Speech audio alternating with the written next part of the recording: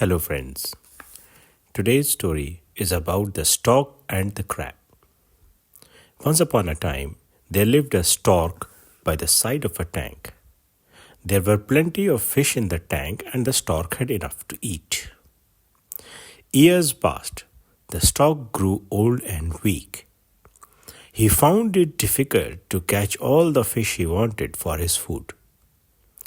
At times, he had to go without food. He feared he would die of starvation.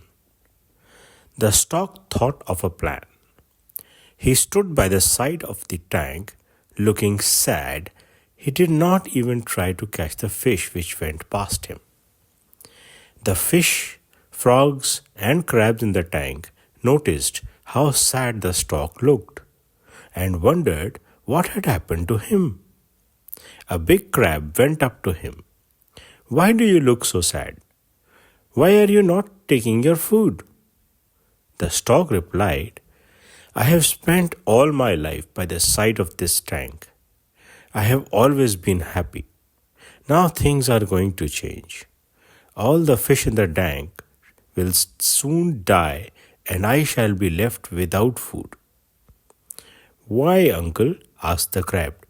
"Because I heard people say that they will soon fill this tank with earth and grow crops over it.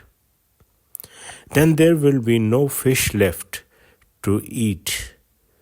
The fish, crabs, and frogs in the tank heard what the stork said. They were alarmed. So they went to the stork and said, "Uncle, you have given us bad news, but you are wise. Please tell us how we can avert this danger." The stork said, "I am only a bird, but I may be able to help you in small way. There is a bigger and deeper tank some distance away. It cannot be filled up so easily. If you want, I can take you all there." "You are our only friend, uncle," said the fish. "You can save us. Please take us to that tank." "It is indeed a difficult job," said the stork, "but I shall do my best." Take me first," cried every fish in the tank. "Have patience, please," said the stork.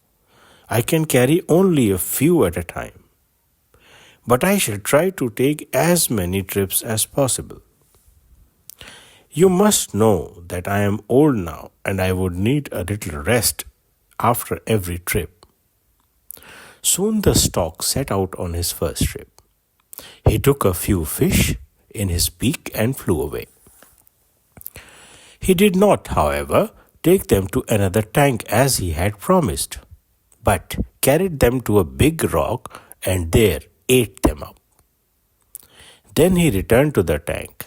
He took a few more fish, only to fly with them to the rock and make a meal of them. Having had enough food for the time being, he rested for a while. When he felt hungry again, he went back to the tank to pick up some more fish. He came to the tank as often as he felt hungry. Still left in the tank was a big crab. He felt he could also leave the place and save himself. So he said to the stork, "Uncle, save me, please." The stork was getting tired of eating fish, and he thought he might try a crab for a change. "Of course, my young friend," said the stork. "I am here to help you. Come, I shall take you to the big tank." The crab was happy when the stork picked him up and flew away.